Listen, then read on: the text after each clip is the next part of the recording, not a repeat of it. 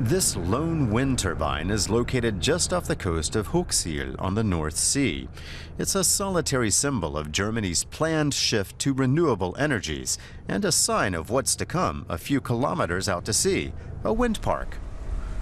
This one is called Meerwind, or ocean wind, and supplies 300,000 households a year with electricity. But before a wind park can be built, specially equipped ships have to scan the seabed. Every day, weather permitting, a task force heads out on a salvage vessel to make the North Sea safer. Mines, torpedoes, and grenades dating back to the 2 world wars are still lost in its chilly depths. The dumping sites we know of are enormous. There are probably 1 million tons of munitions polluting the North Sea. In some areas, ammunition was thrown overboard on the way to the dumping sites. And aircraft will also have dropped extra weight on their return journeys to save fuel. After the end of the Second World War, when the Allies disarmed the Germans, they disposed of the weapons at sea. They've been there ever since, the salt water corroding their metal sleeves so that the explosives seep into the water.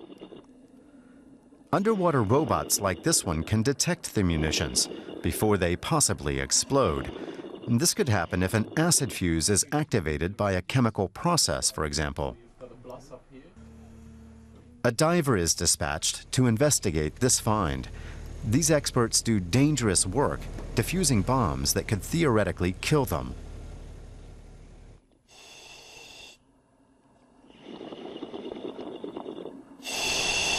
This object appears to be a naval mine. The diver has to be as careful as he can and avoid sudden movements. Unsteady hands could be fatal at this point. In the event that a bomb can't be defused, a controlled explosion is the last resort. If the munitions can't be transported, they're dealt with underwater. Conservationists say underwater detonations endanger marine life. Seals, fish, and coral are often killed by blasts. Think of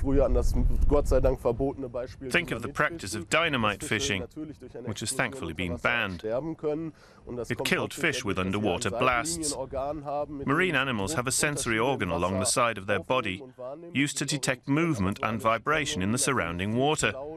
And it also plays a role in their orientation. A blast causes pressure that can kill fish. The teams commissioned by energy companies planning the wind parks are aware of the environmental impact of their work, but they feel that clearing unexploded ordnance in the North Sea takes priority. It's a threat to shipping, marine life, and it's hampering Germany's energy transition. But the task force also knows there's a limit to what it can accomplish. Clearing all the munitions from the North Sea could take another 20 years. Making the coastal area completely safe would cost millions. And that's not even taking the whole of the North Sea and Baltic into account.